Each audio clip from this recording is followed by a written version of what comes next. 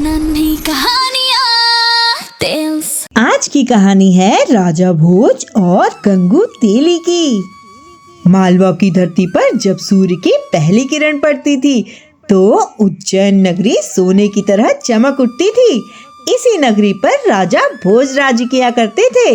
राजा भोज एक पराक्रमी, विद्वान, शास्त्रज्ञ और कला प्रेमी राजा थे। उनके राज्य में न्याय था, समृद्धि थी और विद्या का सम्मान था। लेकिन जैसे जैसे वर्षों तक कोई उन्हें चुनौती देने वाला नहीं मिला, वैसे वैसे उनके भीतर एक भाव पनपने लगा कि मैं ही सबसे अधिक ज्ञानी हूँ।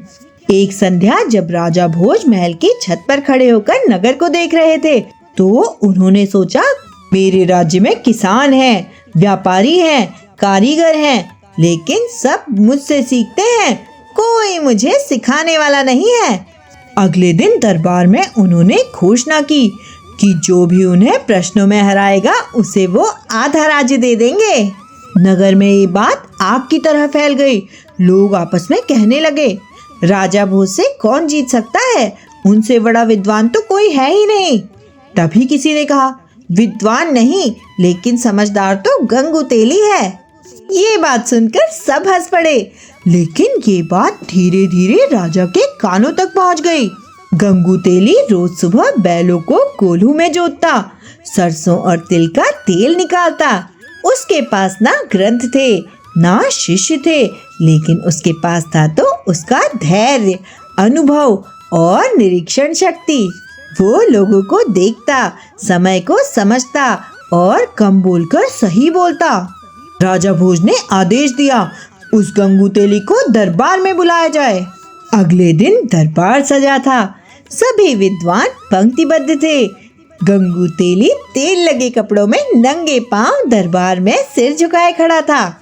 उसे देखकर राजा ने पूछा, गंगू, क्या तुम स्वयं को बुद्धिमान मानते हो? गंगू विनम्रता से बोला, महाराज, बुद्धिमान वही होता है जो खुद को बुद्धिमान न माने। उसके इस उत्तर पर दरबार सन्न रह गया। राजा ने पहला प्रश्न पूछा, बताओ संसार में सबसे भारी वस्तु क्या है? तभी विद्वान बोले, पर्वत, लोहा, हाथी। तभी गंगू बोला, महाराज, सबसे भारी उधार लिया हुआ एहसान है। उसके इस उत्तर पर राजा चौंके और उन्होंने पूछा, क्यों? गंगू बोला, क्योंकि वह जीवन भर सिर झुका देता है। अब राजा ने दूसरा प्रश्न पूछा, बताओ सबसे तेज क्या दौड़ता है? गंगू बोला, महाराज, अफवाह। राजा ने पूछा, क्यों? गंगू बोला, क्योंकि वो बिना पैरों के पूरे नगर में घूम आती है।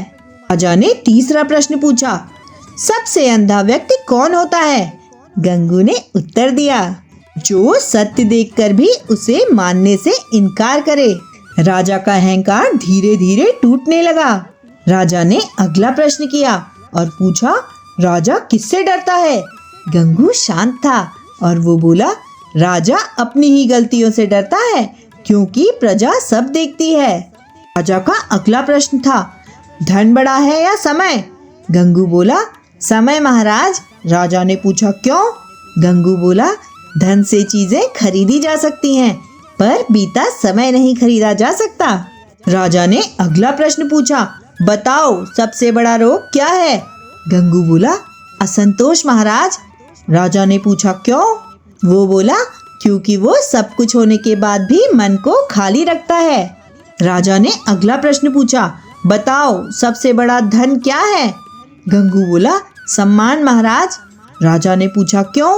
वो बोला, धन लुट सकता है पर सम्मान कमाया जाता है। राजा ने पूछा, न्याय की परिभाषा बताओ। गंगू बोला, जब राजा अपने प्रिय को भी वही दंड दे जो वो सामान्य जन को देता है। राजा भोज उठ खड़े हुए। उनकी आंखों में गर्व नहीं, स्वीकार था। वे बोले, आज मुझे ज्ञात हुआ कि विद्या किताबों में नहीं, जीवन में बसती है। उन्होंने घोषणा की, आज से मेरे राज्य में पद का नहीं, समझ का सम्मान होगा। उन्होंने गंगू तेली को सोना दिया, लेकिन गंगू तेली ने हाथ जोड़ दिए। वो विनम्रता से बोला, महाराज, मुझे मेरा कोल्हू और मेरी सादगी ही प्रिय है। और राजा भोज ने उसे झुककर प्रणाम किया। कहानी सिखाती है, बुद्धि दिखावे में नहीं, व्यवहार में होती है। तो कैसी लगी आपको ये कहानी? ऐसी ही और मजेदार कहानियों के लिए नन्ही कहानियाँ टेल्स चैनल को लाइक, शेयर एंड सब्सक्राइब करें।